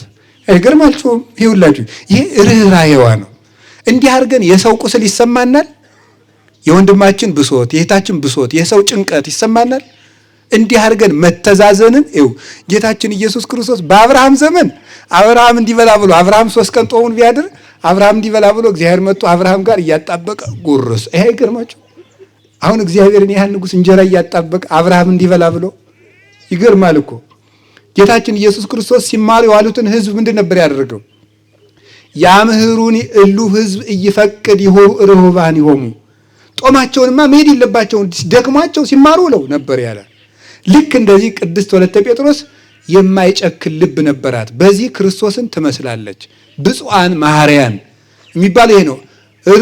የሚራሩ ንዑዳን ክቡራን ናቸው። ለተራበ ቀደው የሚያለብሱ፣ ቆርሰው የሚያጎርሱ፣ ከምግባር ለተቸገረ ሰው ምክር የሚያጎርሱ፣ ሃይማኖት ለቸገረው ሰው ሃይማኖት የሚያበሉ የሚያጠጡ፣ በምክር በትምህርትና በእንጀራ በምጽዋት የሚለግሱ እነዚህ ንዑዳን ክቡራን ናቸው።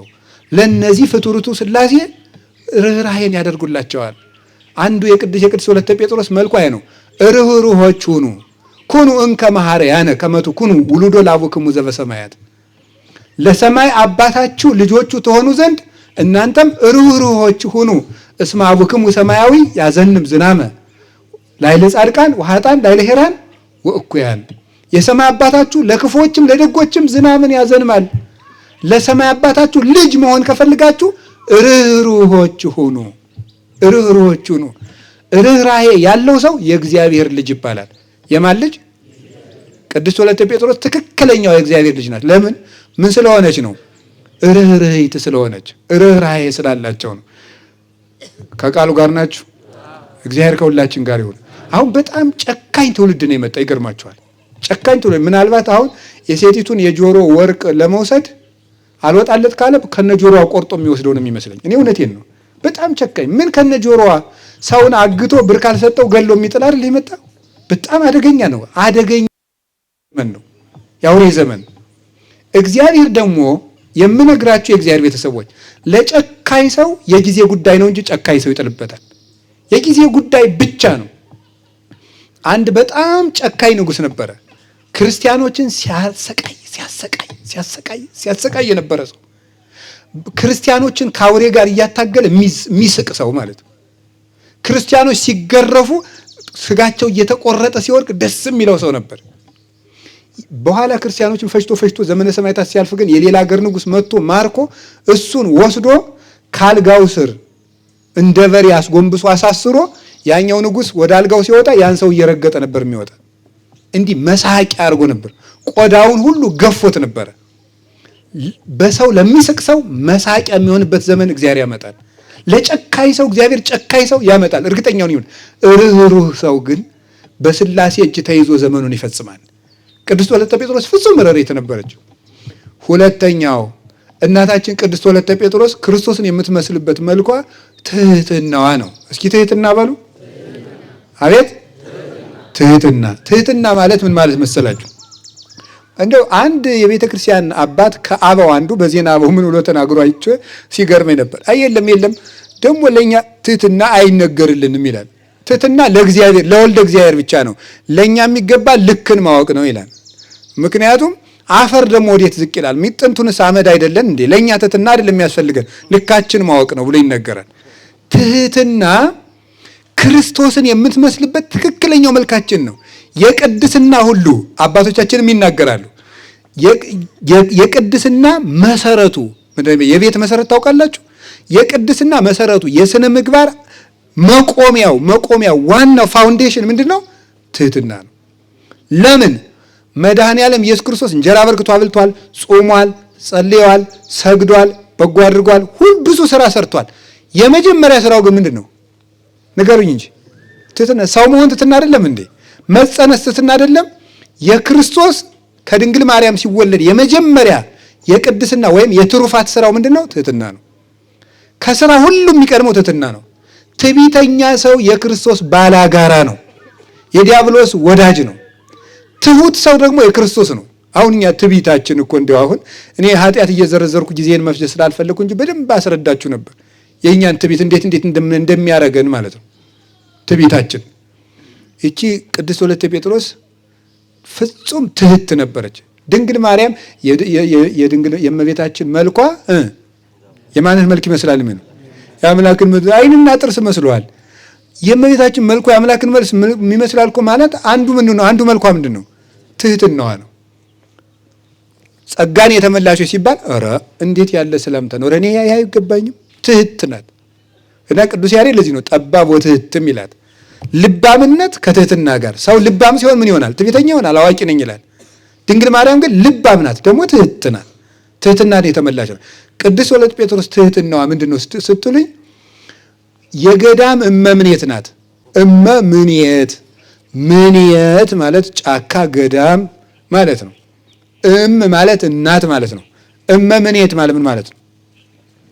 የገዳሙ እናት ማለት ዋናዋ እናት ማለት ነው። እመምኔት ማለት እና ቅድስት ወለተ ጴጥሮስ እመምኔት ነበረች። አበምኔት አብ ማለት ምን ማለት ነው? አባት። ምኔት ገዳም። አበምኔት የገዳሙ አባት ማለት ነው። እና እመምኔት ሆና ሳለ የአርዲቱን እግሯቸውን ታጥባቸው ነበረ። አይገርማችሁም? እንግዲህ እመምኔቲቱን የሚያበሏት አርዲት ናቸው። አሁን የገዳሙን አበምኔት ቁመው አርዲት ያብሉት። ውሃ ጠጭ ይባላል በገዳም። ገዳሙን መጋቢነት የሚመደቡ ሁለት አርዲት ናቸው። ለምኔት አሁን ለእያንዳንዱ መናኝ አንዳንድ እንጀራ ከተሰጠው ለገዳሙ አበምኔት 7 ሊሰጠው ይችላል። 7 እንዲበላ ተፈቅዶ ሳይሆን ለእንግድነት ለምክር የሚመጡ ሰዎች ስለሚኖሩ ለነሱ ጭምር ተብሎ ነው። እንግዳ ምክር ፈልገው ከከተማ የሚመጡ እንግዶች ስለሚኖሩ ለሱ 7ም 8ም እንጀራ ይሰራለታል፣ ጭልቃ ይሰራለታል፣ የማርጭ ብርዝ ይሰራለታል። እንግዳ ትልል እንግዳ ስለሚመጣበት እና ቁመው ነው የሚመግቡት። ቁመው በመጋረጃ አድርገው አርዲቱ ቁመው ነው የሚመግቡት። ደግሞ ቅድስት ወለተ ጴጥሮስ ገልብጣ ምንድነው የምታደርገው? እሷ ቁማ ሴቶችን መናንያን አብልታ ስትጨርስ ነው እሷ የምትበላው። ይሄ የክርስቶስ መልክ ነው። የክርስቶስ መልክ በሉ። በቃ ተመልከቱ። ቀነታቁ ይሁ ከመይጽብ እግር አርዳይሁ። ይሄ የደቀ መዛሙርቱን እግር ያጥብ ዘንድ ወገቡን ታጠቀ ነው። ወደ ማይ ውስጥ ንብቲራ ማይ ውሃውን ቀርቶ በንብቲራ አድርጎ አቀረበ። ደንገጹ ሐራ ልዑላን ሶበሪ ወለሳት ግሩም እንዘይት ለአክል አርዳይሁ። በሰማይ ያሉ ትጉሃን መላእክት ለደቀ መዛሙርቱ ወገቡን ታጥቆ ሲያገለግል እግሩን ሲታጠብ ሲያዩት ደነገጡ ይላል። አቤት ትሕትና፣ አቤት ትሕትና፣ አቤት ትሕትና! እንዴት እግር ያጥባል እሱ? እንዴ ቅዱስ ጴጥሮስ እግሬን አታጥበኝ አለ፣ ፈርቶ ጭምር ነው ይላል ርቱዕ ሃይማኖት። ይሄ ነገር አግባብ አይደለም፣ አጉል መነካካት ነው ብሎ እኮ ነው። እሳት እግሬን ያጥበኛል እንዴ ብሎ እኮ ነው። አይሆንም። ዘለጎምኮ ለሰማይ አንተኑ ታጽበኒ ገሬ አለ ይላል ቅዱስ ርቱዕ ሃይማኖት። ሰማይን የምትወስነው አንተ እኔን እግሬን ታጥበኛለህ? እኔ ማለት ነው የሚዘረዝረው።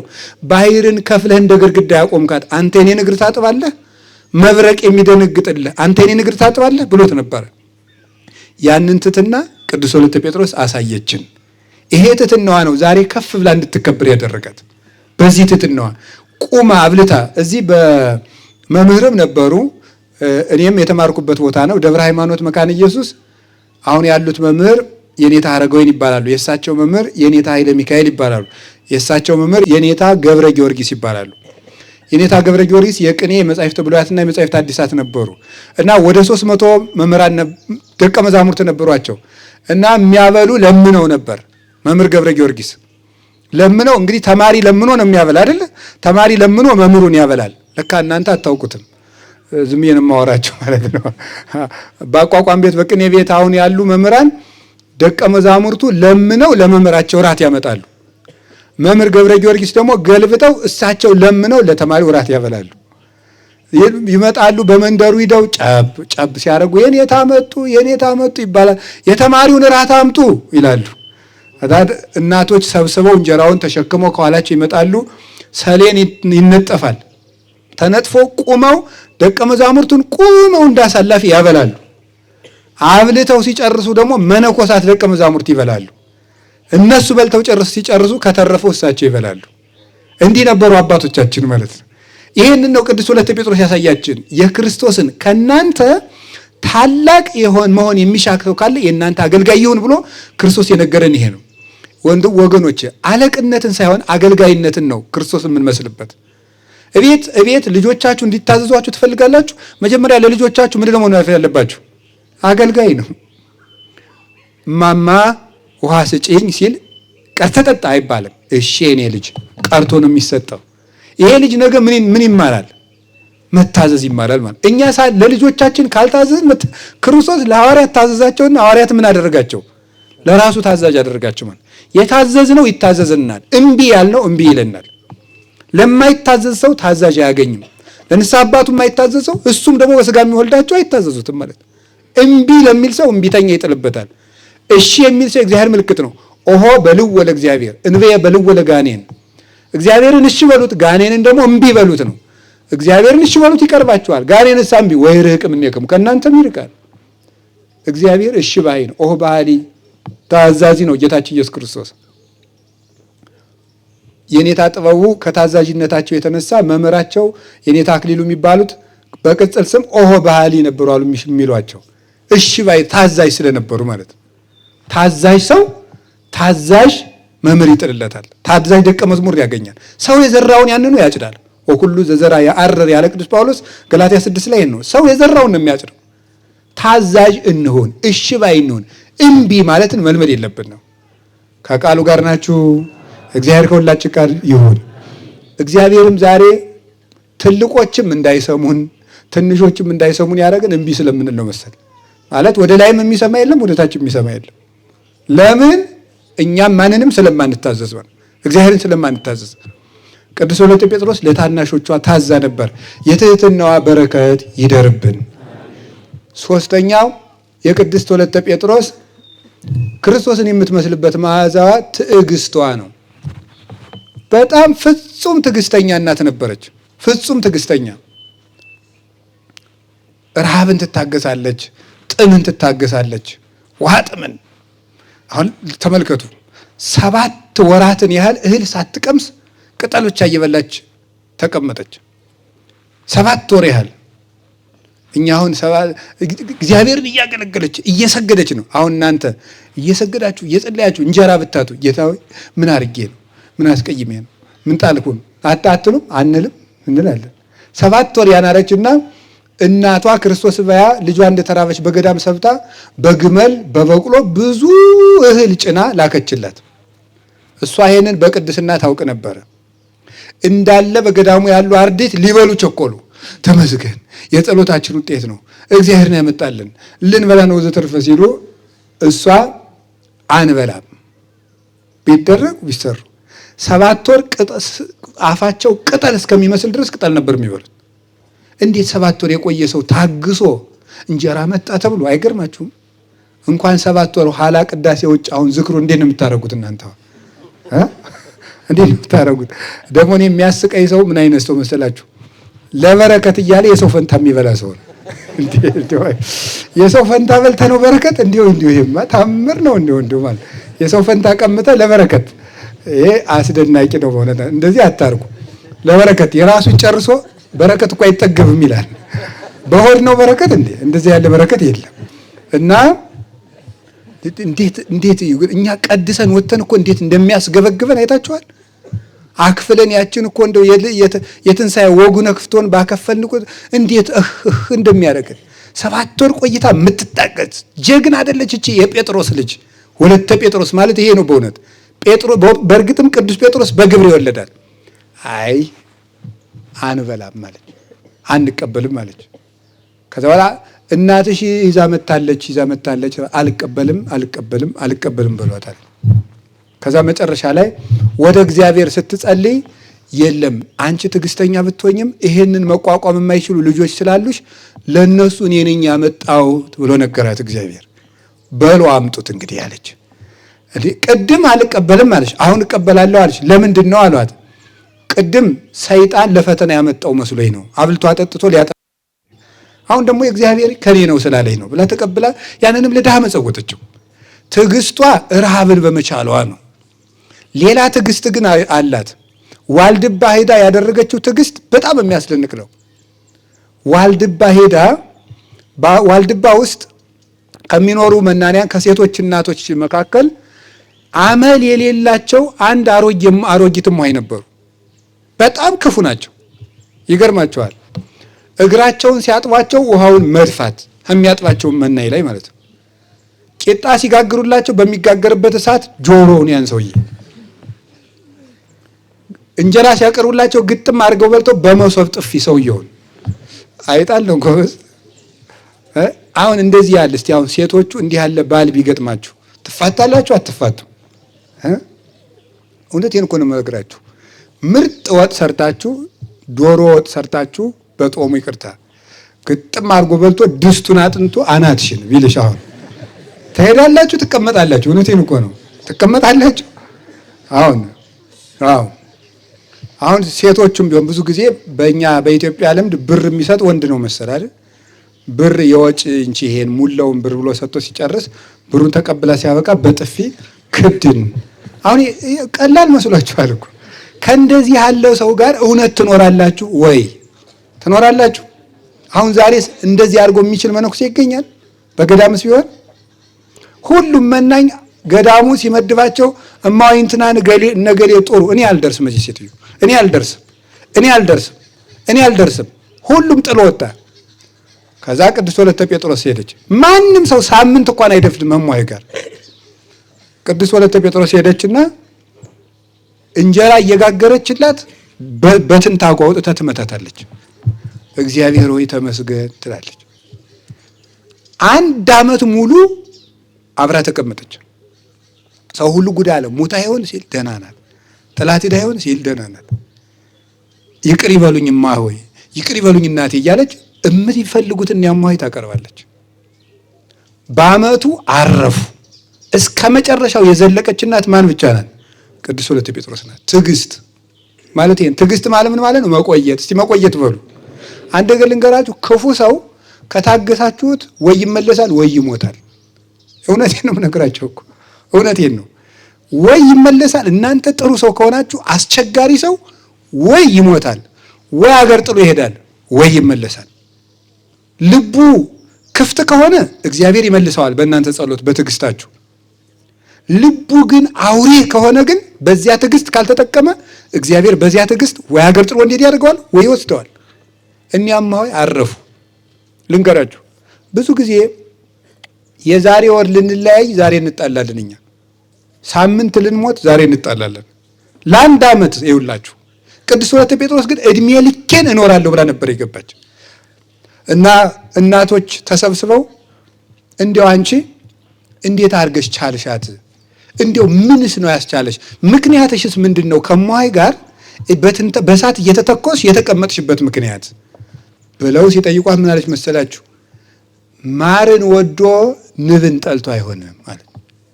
ማርን ወዶ ምንን ጠልቶ አይሆንም? ይቺ ሰው ጠባዩዋ ንብ ነው፣ ከሷ ግን የበረከት ማር አለ። በረከትን የፈለገ ሰው የንብን ማር የፈለገ መናደፏን እንደሚታገስ፣ የትዕግስትን በረከት የፈለገ ሰው የሰውየውን ወይም የሴትዮቱን አመል መቻል አለበት ብላ ይህንን መከረቻቸው። እሷም የትዕግስቷን ዋጋ አገኘች። ከዚህ በኋላ ብዙ አገልግላ መናንያንን አፍርታ አባቶችን እናቶችን አፍርታ መስከረም 23 ቀን ወደዚህ ገዳም አመጧት። መስከረም 23 ቀን እዚህ መጣች። በጸና ታማ ነበረ። ከዛ በኋላ ጌታችን መድኃኒታችን ኢየሱስ ክርስቶስ ቃል ኪዳን ሰጣት። ቃል ኪዳኗ ምን የሚል ነው? በአራቱ ማዕዘን ስምሽን የጠራ ሁሉ ንስሐ ሳይገባ አይሞትም። በአራቱ ማዕዘን ሁሉ። ይሄ ትልቅ ጸጋ ነው። ያለ ንስሐ እንዳይገለን መድኃኔዓለም ሳናፈራ እንዳይቆርጠን ማለት ነው። ይሄ የቅድስት ወለተ ጴጥሮስ አምላክ በረድኤቱ የመዳን ምክንያት ሲሰጠን እሱ ያድነናል። የመዳን ምክንያት ግን እሱ አላደረገልን። በአራቱ ማዕዘን ሁሉ እንደገና ወደ መንግሥተ ሰማያት የማይገባ መነኩሴ ወደ ገዳምሽ አይገባም።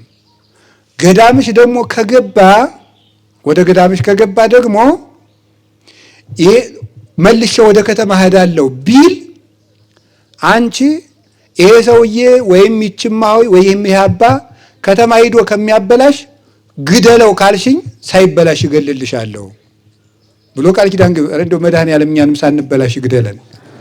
አዎ ሲጀመር አሁን ያልተበላሸን ሆነን ነው ሳንበላሽ የምንለው። እውነት ለመናገር ተመልከቱ፣ ይሄ አንዱ ቃል ኪዳኗ ነው። አንድ መነኩሴ በአንቺ ገዳም ውስጥ እምዲድን ሆኖ እንዲመጣ አደርገዋለሁ። አንድ ሁለተኛ ደግሞ መፈጸም ቢያቅተው አንቺ ከለመንሽ በአንቺ ቃል ኪዳን ከታመነ ሂዶ ሳይጠፋ በገዳምሽ እንዲያርፍ አደርገዋለሁ። እኔ እስከምመጣ ድረስ ቤተ መቅደስሽ አይፈርስም። አሁን ፈርሶ መስሎኝ እንዳትሉ። አሁንማ እየተሰራ እኮ ነው። ይሄ መሰራት እኮ መፍረስ አይደለም። አይፈታም ገዳሙ ማለት። እኔ እስከምመጣ ድረስ ቤተ ክርስቲያንሽ አይፈርስም፣ ይሄ ገዳም አይፈታም ብሎ ቃል ኪዳን ገብቶላታል።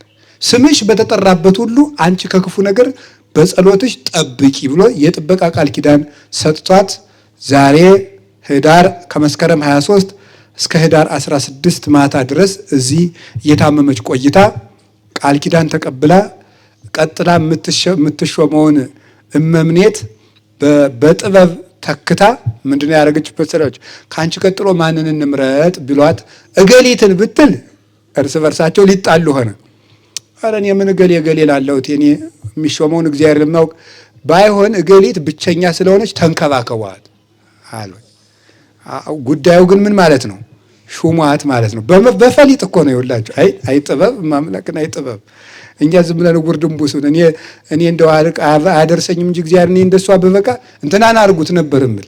እሷ ግን ልባም ስለሆነች ሰው ሲበቃ እኮ የሚያደርገውን ያውቃል። ኃጢአተኛ ሰው ግን የሚያደርገውን ያውቅ።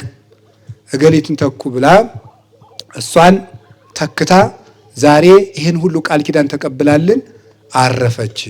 ይሄው ይሄ መዓዛዋ መልካም ሽቱ የተረጨ ሰው ባለፈ ቁጥር ከሩቅ በዚህ ገል ያልፏል እንደሚባለው ሁሉ ዛሬ የቅድስት ወለተ ጴጥሮስ መዓዛዋ ስቦን አራቱ ማዕዘን እግዚአብሔር ለቃቅሞ በእሷ ቃል ኪዳን ሰብስቦ ለበረከት ጠርቶናል። የበረከት አምላክ በቅድስት ወለተ ጴጥሮስ ቃል ኪዳን ይጠብቀን። ዛሬ እዚህ የተሰበሰባችሁትን ሁሉ የመጠበቅ ቃል ኪዳን እንደሰጣት ከራስ ፀጉራችሁ አንዲቱ ከእግር ጥፍራችሁ አንዲቱ ሳትነቀል የዛሬ ዓመት አንዳችሁም ሳትጎሉ በሰላም ያገናኘን። እግዚአብሔር መውጣት መግባታችሁን ይጠብቅላችሁ። የቅድስት ወለተ ጴጥሮስ አምላክ ሰላም ይስጠን። ፍርድ ጎደለ ድሃ ተበደለ የሚል መጋቢ አይንሳን መድኃኔዓለም በሰላም ያውለን። ገዳሙን አይፍታብን፣ እስከ መጨረሻው ድረስ ሰፊ ያደርገው። ይህን ህንፃ ደግሞ አሁን እዚህ ያሉት እናቶቻችን ታግለው እመምኔቲቱን እማሆይ ወለተ ዮሐንስና ሌሎችም እናቶቻችን አባቶቻችን ትጉ አባቶችም አሉ። እናቶችም ጥረው ግረው እዚህ በባዶነት እግዚአብሔርማ ቤተ መቅደሱ እኔ እስከምመጣ አይፈታም ማለቱን ዛሬ አላያችሁትም? አሁን በምን ነው የተሰራ ተመልከቱት። በዚህ አስቸጋሪ ወቅት በጭቃ በሲሚንቶ አይደለም፣ ኖራ እየተወቀጠ ነው የተሰራ። እንግዲህ በኖራ እየተሰራ ጽዱ ከርቀት ሀገር እየተጓዘ ይህ መሰራቱ እግዚአብሔር እውነትም ለቅድስት ወለተ ጴጥሮስ የገባላ ቃል ኪዳን በቦታው መኖሩን እናያለን። ስለዚህ ፍራት የሚላችሁም ልጅ መውለድ የፈለጋችሁም ያለ ንስሐ አትግደለኝ የምትሉት ቅድስት ወለተ ጴጥሮስን ተማጸኗት። የቅድስት ወለተ ጴጥሮስ በረከት ረድኤት አይለየን። ያስተማረን አምላክ ክብር ምስጋና ይግባው። እዚህ አንድ የምነግራችሁ ነገር የቅድስት ወለተ ጴጥሮስ አጽሟ እዚህ ነው ያለው እና የቅዱሳን አጽም በጣም ትልቅ ክብር የሚሰጠው ነውና ቅዱሳን ስማቸው በተጠራበት ታቦት በተቀረጸበት ቤተክርስቲያን በታነጸበት ሁሉ ይገኛሉ። አጽማቸው ያለበት ቦታ ደግሞ የተለየ ክብር አለውና እዚህ መገኘታችን ትልቅ ነገር ነው። ክርስቶስም ያገለገለ ያ አጽም እዚህ አለ ማለት ነው። ክርስቶስ ያደረበትና እዚህ ጭንቀታችን ተናግረን ብንሄድ በጣም ልዩ እረፍት እናገኛለንና የቅድስት ወለተ ጴጥሮስ አምላክ ለሁላችን መጽናናቱን ይስጠን፣ የታመሙትን ይፈውስልን፣ የታሰሩትን ያስፈታልን፣ የተሰደዱትን ይመልስልን፣ የተጨነቁትን ያረጋጋልን፣ ከሃይማኖት የወጡትን ወደ ሃይማኖት ይመልሳቸው፣ ለሀገር ሰላም ይላክልን፣ የተጀመረውን ህንፃ ቤተክርስቲያን እግዚአብሔር በቸርነቱ ያስፈጽምልን። በዚህ የምንኑ አባቶችና እናቶችን መድኃኔዓለም ያጽናልን፣ ሁላችንም ያጽናን። እግዚአብሔርን ብላችሁ የመጣችሁ ሁሉ የልባችሁን በጎ መሻት ይፈጽምላችሁ፣ ሰላም ያድርሳችሁ። ከዛሬ ዓመት በሰላም ያድርሰን። ስለ ቅድስት ወለተ ጴጥሮስ ብሎ ለሀገር ሰላም ይላክልን። ወስብሐት ለእግዚአብሔር። ይቆየን።